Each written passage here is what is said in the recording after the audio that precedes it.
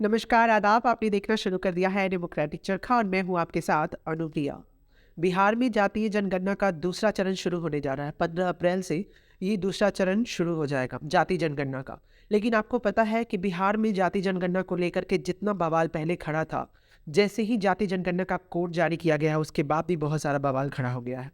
हम बात कर रहे हैं अलग अलग जातियों के द्वारा दिए गए कोड्स के लिए ही नहीं, बल्कि इन जातियों के कोड में एक कोड ऐसा भी है जिसमें किसी की लैंगिक पहचान को छीन लिया है। ट्रांसजेंडर, कोती, किन्नर, हिजड़ा और थर्ड जेंडर, उनको भी कोड दे दिया गया है 22 नंबर का। इस वक्त स्क्रीन पे जो आप देख रहे हैं ये तमाम जातियों का कोड निर्धारण किया गया है, जिसके बाद बिहार में जातीय जनगणना शुरू किया जाने वाला है 15 अप्रैल से।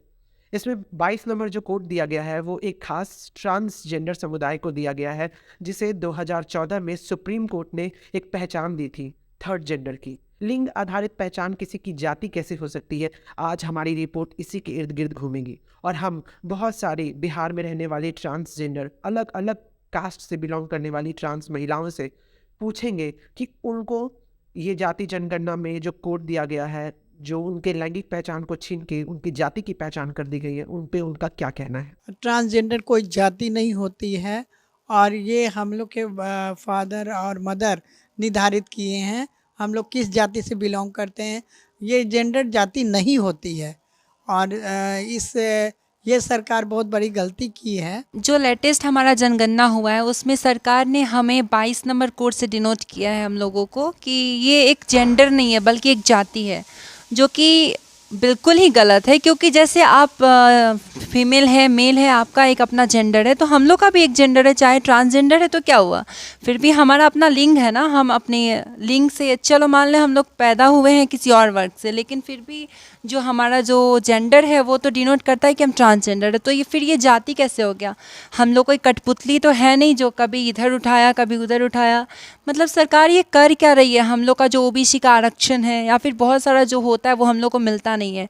पहले से ही हम लोग समाज से बहुत ज़्यादा परेशान होते हैं, घर वालों से परेशान होते हैं, वो लोग हमें अपनाते नहीं हैं।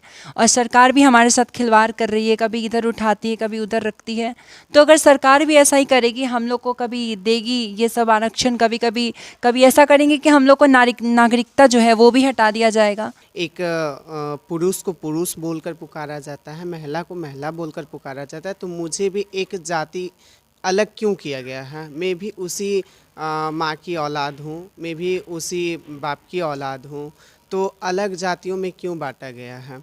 यही सरकार से अनुरोध करती हूँ बार बार कि मुझे भी, चाहे वो ब्राह्मण हो या हरिजन हो या यादव हो, कोई भी जाति से हो, मुझे भी उसी की तरह सम्मान मिलनी चाहिए। जेंडर को जाति में नहीं देखिए। हम लोग भी एक नॉर्मल इंसान है, जो पुरुष है महिला है वही हम लोग भी हैं। इसलिए ये खेल तमाशा बंद कीजिए। जिससे कि भी बिहार सरकार की जातीय जनगणना हुई है उसमें जो 22 नंबर पे रखा गया है वो जातीय जनगणना हुई, जेंडर की जनगणना नहीं की गई है ना बिहार में। जब जातीय जनगणना हुई तो जेंडर कोती, किन्नर, हिजड़ा, ये हिजड़ा एक ट्रेडिशन और ट्रांसजेंडर एक जेंडर है। तो जेंडर कोई जाति कैसे हो सकती है। जैसे बिहार का सरकार ने आइडेंटिफाई किया है 22 नंबर में ट्रांसजेंडर, कोती, किन्नर, हिजड़ा। तो अगर कोई ब्राह्मण है, कोई SC ST से आता है, अगर वो ट्रांसजेंडर है तो उसकी 22 नंबर कॉलम में रखी जाएगी। तो फिर तो उसके अधिकार का हनन हुआ ना, SC ST एक्ट के अगेंस्ट हुआ ना। तो फिर ये कानूनन अपराध है और ये हम लोगों के अधिकार का हनन है, जो कि नहीं होना चाहिए, बिल्कुल गलत है।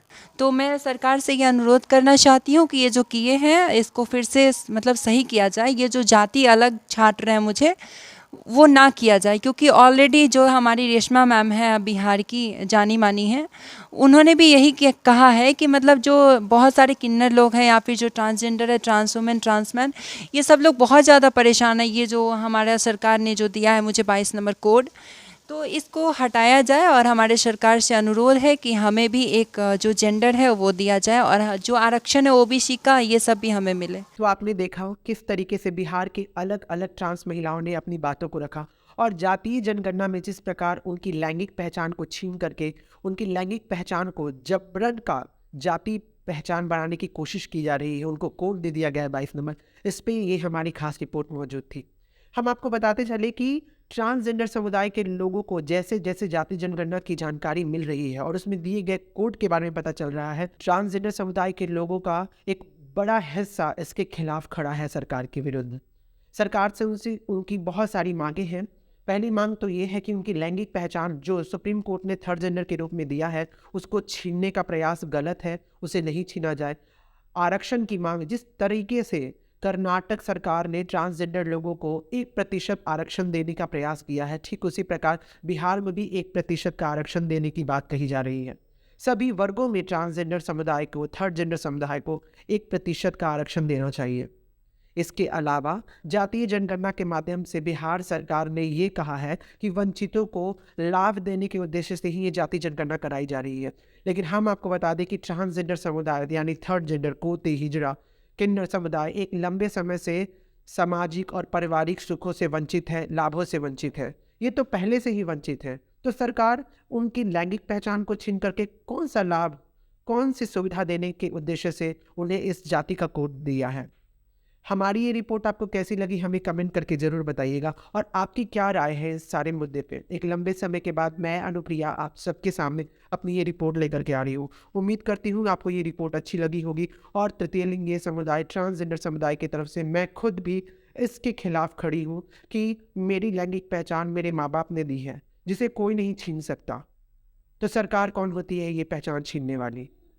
जिस तरीके से मेरे भाई, मेरे बहन, उनकी जाति का कोड सरकार ने निर्धारण किया है, तो मुझे मेरी लैंगिक पहचान को कैसे जाति बना दिया। अब तो ये हो जाएगा कि मुझे अपने घर में ही अपने भाई बहनों से अलग बात करना होगा कि मैं एक अलग जाति की हो गई हूँ। एक तो हमारा ट्रांसजेंडर का स्टिग्मा, उसके ऊपर ये जातिवाद का स्टिग्मा। किस तरीके से सरकार हमें लाभों से वंचित होने के बाद हमें सुख और हमें लाभ देने के लिए उद्देश्य से ये करवा रही है, आप ही बताइएगा इस पूरी रिपोर्ट के।